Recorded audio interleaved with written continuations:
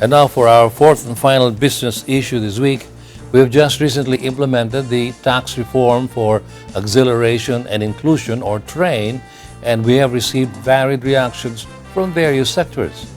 For his part, Trade and Industry Secretary Ramon M. Lopez admits that some companies and individuals will be hit as the government rationalizes tax incentives against investments under Package 2 of TRAIN.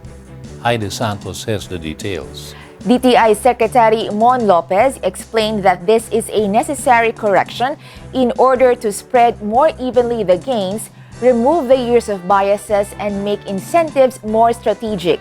He issued this statement as Congress is set to deliberate on Package 2 of TRAIN.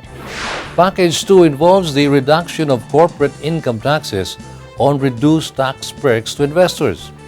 The provision seeks to make tax incentives to investors time-bound, more performance-based, relevant, and focused on strategic sectors. This leaves the Philippine Economic Zone, which administers tax incentives to export-oriented investments, with no choices. As a result, PEZA has agreed to cap their 5% tax on gross income earned, or GIE, for registered enterprises. More of the details with our business reporter. To explain, the GIE is enjoyed by PEZA enterprises after exhausting the tax holiday incentives of 4 to 8 years.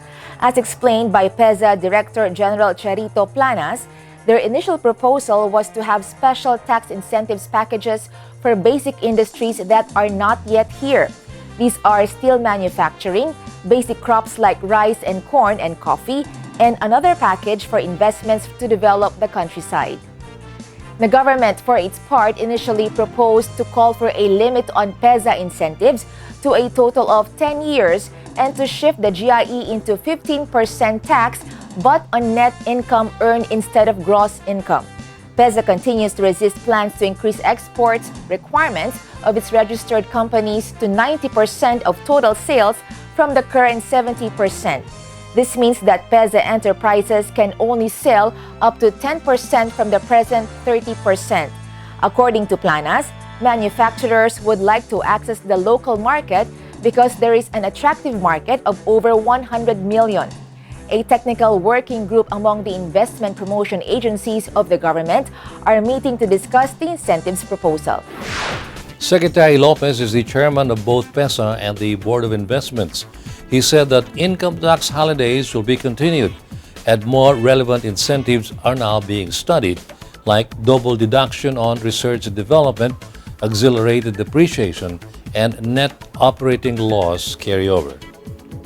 And on that note, we close this week's edition of Bizwatch. Join us again next week for more informative and relevant business issues.